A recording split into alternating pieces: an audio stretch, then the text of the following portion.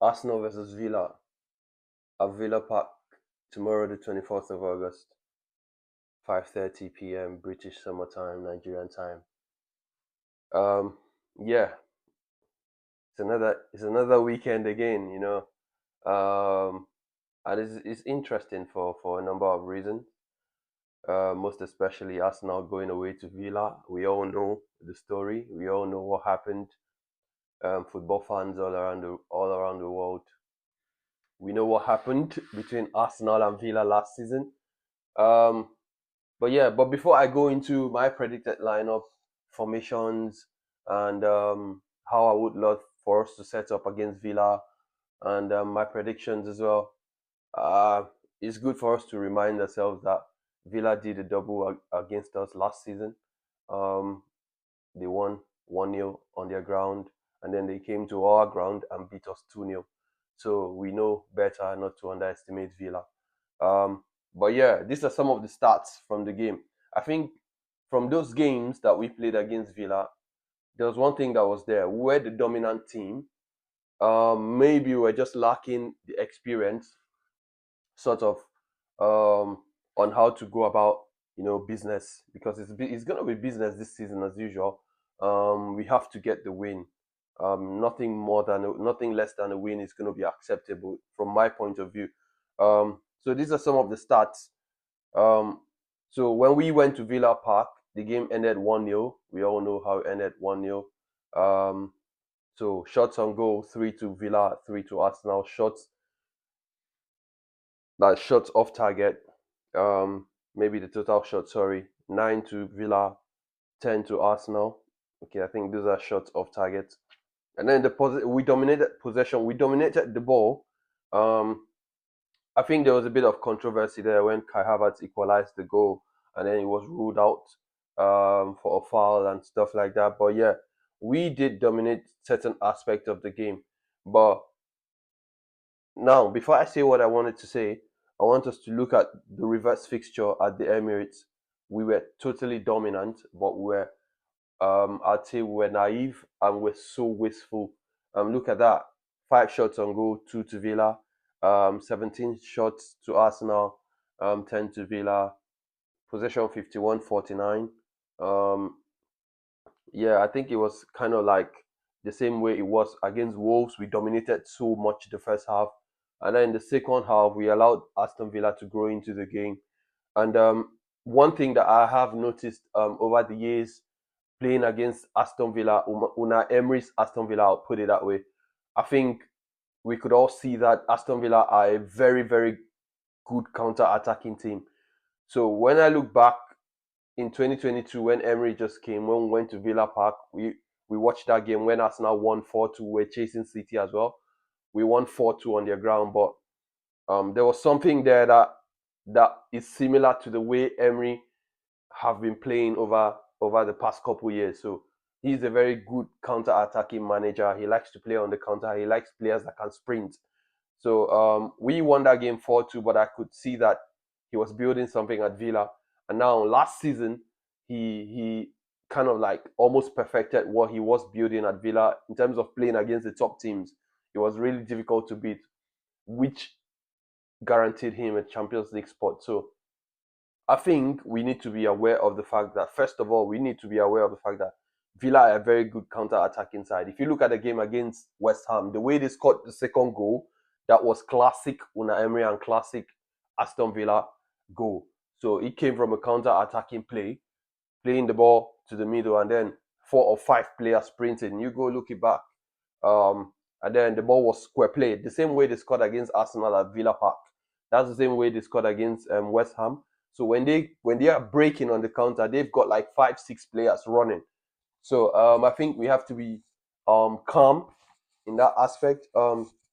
Yeah, but I think some Arsenal watching, some Arsenal fans that are going to watch the game tomorrow, where we're going to go to Villa, where they might have a feeling of deja vu, like something you've seen before, especially if Villa gets the first goal. It's almost going to be like something that we've all seen before. But yeah, we can only hope for the best. We can only hope that the boys go out there tomorrow and turn up Um, let's look at how we are going to maybe line up. It was interesting listening to Mikel Arteta's press conference, by the way. So he was asked a couple questions, but the ones that I took notice of that I wanted to hear his response about were the questions where he was asked about Villa beat us twice last season. They are the kind of like a buggy team to us now. So um, Villa beat us last season. How does he think we are going to fare? Does he have a feeling of revenge for Villa and all of that? He was quite assertive or a bit like, not giving much away. He just said that he was going to take Villa serious the same way he was going to take every other team he's going to play against in the Prem. So I mean, I couldn't expect nothing less from Arteta. He doesn't like to give away much in terms of his tactics and how he wants to go about a game, his approach about the game. But um, yeah, and also he was asked about Raheem Sterling and all of that. He made some comments there that you would want to think maybe he could go in for Raheem Sterling, but that's not why we're here. We are just going to look at the predicted lineup. My predicted lineup, I think it's not going to be much change or no change at all from the lineup that we saw against Wolves, because Arteta was asked. I think every one of us or every Arsenal fan would want for Zinchenko to be dropped and then Timber come on. But Arteta made mention in his press conference that Jurien Timber is just coming back from an injury, so he's not that fit. So we have to be cautious with the way that we introduce him to games, and it just makes me wonder whether we've gone and bought an injury player. But I don't like to be negative, because when I look at Jurien Timber play, I think he's got the personality to play for a Pep Guardiola team. I'm not saying that I'm not comparing him to Pep Guardiola type of players or anything, but I think he's got because of the way that he chases after the ball, the way that he marks, the way that his personality in the backline, his presence. He's not the biggest of players, but I think we could do with a Jurien Timber at Villa Park, because I know how it's going to be. Zinchenko up against Bailey is not something I'm looking forward to seeing. But yeah, it's interesting. So I think the lineup is going to pretty much remain the same. I don't think Arteta is going to change anything. I was looking at the left side of of our team. I was looking at Zinchenko and Martinelli. I think that's about the only two positions that are prone to changes. But I think the rest part of the pitch are going to remain the same. Now, how can we approach this game? If you ask me how I want us to approach this game at Villa Park on Saturday, I think it is imperative that we go there with a positive mindset, with a positive approach. I think it would be naive for us to go at all attacking at Villa Park. I mean, don't get me wrong. I want us to attack as much as we can, but I think it's more of like in between balanced approach and positive approach, because it wouldn't make sense if we went to Villa Park and we're chasing the title and we want to catch City and we are going there and we are playing a defensive style of football or being very defensive, or we are trying to contain Villa. It just doesn't make sense to me because Villa play a high line. So if you look at most of their games, I watched Villa against Man United last season. Man United were shambles. Don't get me wrong, but I just think that their high line was like it was embarrassing from a neutral point of view. You know what I mean? Because of the way Man United were running at them. So I want to see players running, and that's why I think he's going to stick to Martinelli, because Martinelli has got that blistering pace. I think we should approach that game in a way that, in a positive mindset, not being too defensive, but being aware of the threats that they possess. Um, yeah, I think we've got the players to hurt Villa. Obviously, if you look at the statistics I showed you at the beginning of this video, we had so many chances, but we just couldn't take our chances. We didn't score a single goal against Villa. Now go back and look at the chances that we created and the chances that we had. I think that's the reason most people would say Arsenal need a striker. Arsenal need a striker.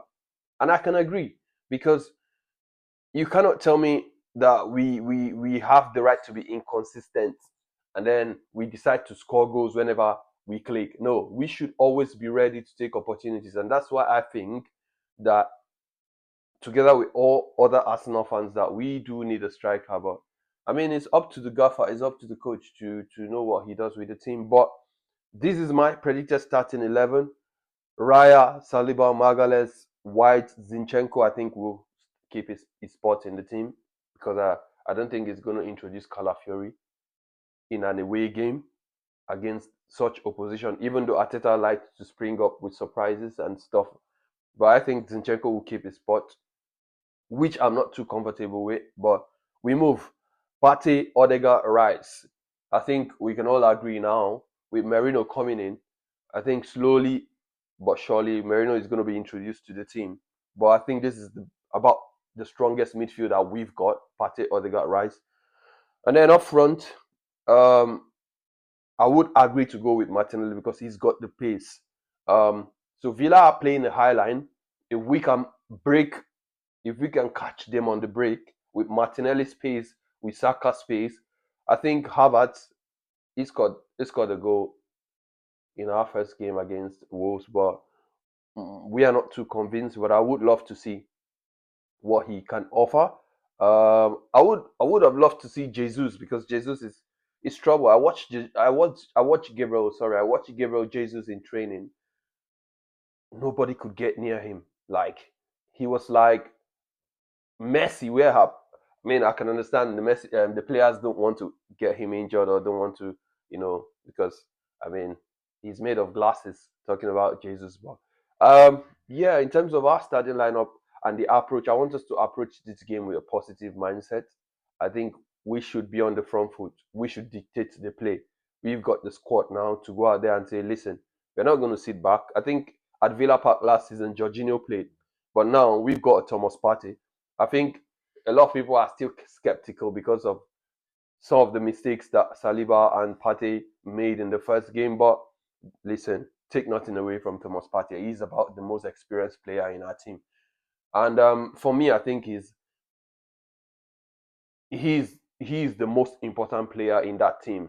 As much as we would love to mention Bukayo Saka and all of that, but I think the backbone of the team is Thomas Partey. When Thomas Partey is fit and Arsenal are dictating play, we can be a difficult side to play against. So yeah, this is my starting 11. And then listen, take nothing away from this Villa side. They are a dangerous side to play against. I think one of their players was included in the PFA Team of the Year, talking about Oli Watkins. That's a player that is dangerous, and that's the player that we are going to have to look out for. Another player that we are going to have to be careful with is Leon Bailey.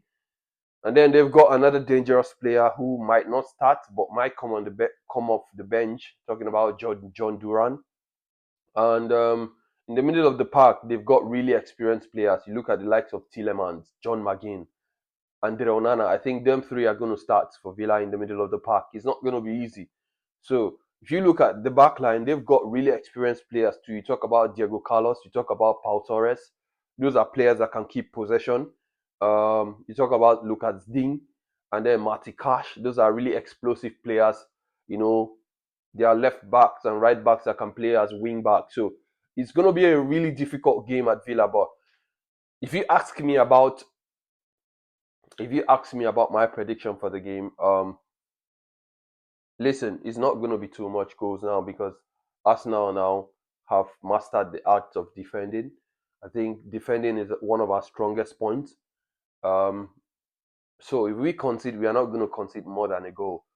But I see us, if we are conceding, then we have to score 2 goals. So I see a 1-0 win to Arsenal or 2-1 win to Arsenal. But yeah, it's going to be interesting to see how we fare at Villa Park tomorrow, 5:30 p.m. I'll see you there, guys. Cheers.